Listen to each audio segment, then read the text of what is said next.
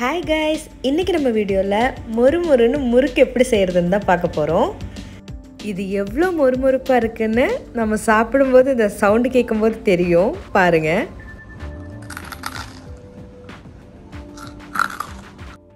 இதை ஈஸியாக செஞ்சிடலாம். எப்படி செய்கிறதுன்னு பார்க்கலாம் வாங்க.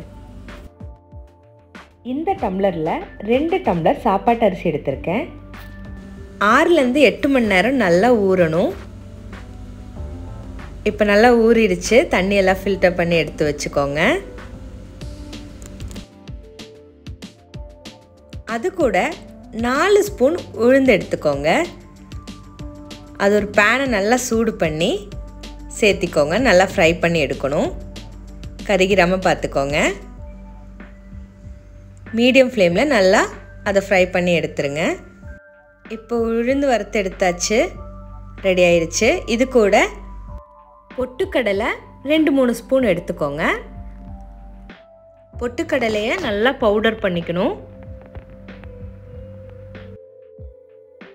இந்த மாதிரி பவுடர் பண்ணி மாற்றி வச்சுக்கோங்க.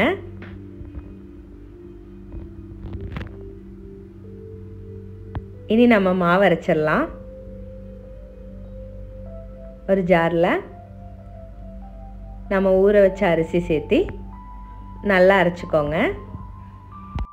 இது கூட வரமிளகா, ரெட் சில்லி சேர்த்திக்கோங்க. நான் காரம் ரொம்ப கம்மியாக தான் யூஸ் பண்ணுறேன், அதனால் நான் 1 சேர்த்துறேன். உங்களுக்கு எவ்வளோ காரம் வேணுமோ அந்த மாதிரி சேர்த்திக்கோங்க. தேவையான அளவு உப்பு ஒரு 1/2 டீஸ்பூன் சேர்த்திக்கோங்க. இப்போ எல்லாம் சேர்த்து நல்லா அரைச்சாச்சு. உங்களுக்கு காரத்துக்கு நீங்கள் காஷ்மீரி சில்லி பவுடர் கூட யூஸ் பண்ணலாம். நாங்கள் காரம் கம்மியாக சேர்த்துறதுனால ஒரே ஒரு ரெட் சில்லி மட்டும் சேர்த்திருக்கேன். அது கூட எள்ளு சேர்த்திக்கோங்க, 1 டீஸ்பூன். கொஞ்சமாக பெருங்காயத்தூள் சேர்த்திக்கோங்க.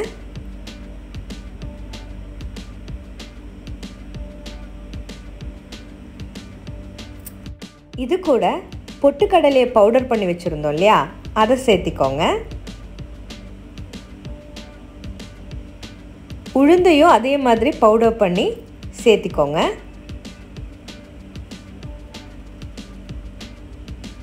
இந்த மாதிரி உளுந்து நல்லாவே ஃபைன் பவுடராக பண்ணிக்கோங்க.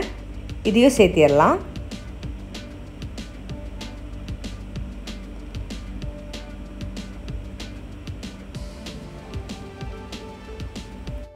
இப்போ எல்லாம் சேர்த்து நல்லா மிக்ஸ் பண்ணிக்கோங்க.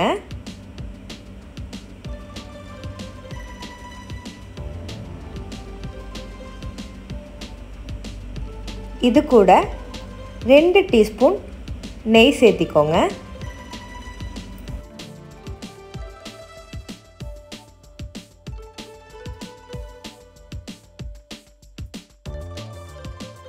கையால் நல்லா மிக்ஸ் பண்ணி விட்டுருங்க. இந்த மாதிரி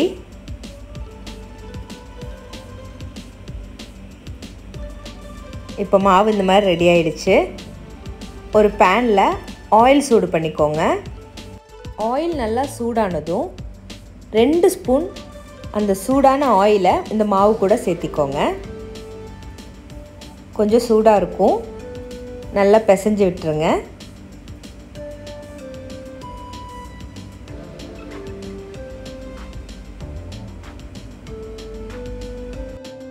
இப்போ மாவு ரெடி ஆயிடுச்சு. இப்போ நம்ம தொடும்போது ரொம்ப சாஃப்டாக இருக்குது. இந்த மாதிரி ரெடி பண்ணி வச்சுக்கோங்க.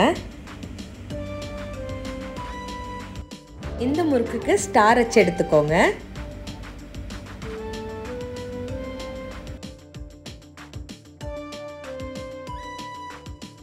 இப்போ கொஞ்சம் கொஞ்சமாக மாவு உள்ளே சேர்த்திடலாம்.